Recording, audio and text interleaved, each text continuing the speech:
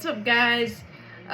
Big free agent baseball news coming down the pike this morning. Unfortunately, Nola returning to the city of brotherly love, back to Philadelphia, 7 years, $172 million. And initially, obviously I'm sad that Nola is not a Brave. To get him out of our division and onto our staff, that would have been awesome, no doubt. And would I have been jumping for joy if we did it?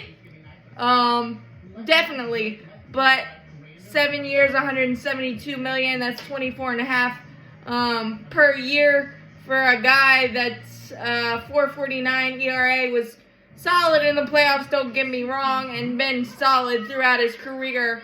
But that might be a contract that you're looking back and saying, ooh, did we make a mistake? Because there's a lot of mileage on that arm, and that is why the Braves typically don't shell out the cash for pitching in those contract terms necessarily.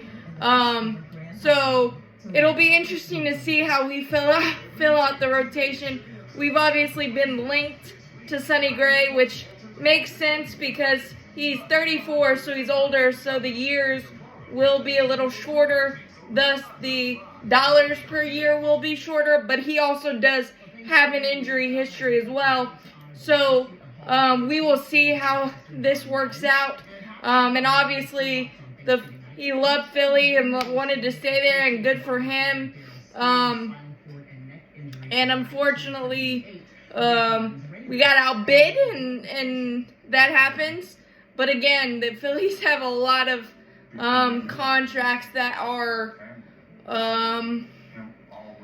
steep, and they're getting older in terms of sports age. So we'll see how it ends up playing out, especially with Nola having a 4.49 ERA and kind of coming off one of his more inconsistent years in a Philly uniform. So we'll see how it plays out.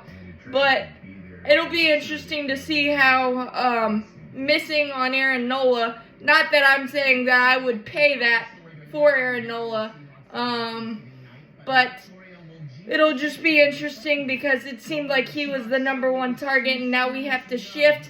Maybe a Seth Lugo, maybe a Sonny Gray, as I just talked about. But obviously with the roster purge that happened a couple of days ago, and 10 open roster spots and a lot of questions beyond this year in the rotation, even questions this year as well. I think you're fine if you have Bryce Elder as a 5 or one of the prospects as a 5, but I think you need some stability at the top, and it'll be interesting to see how that happens. But in AA we trust.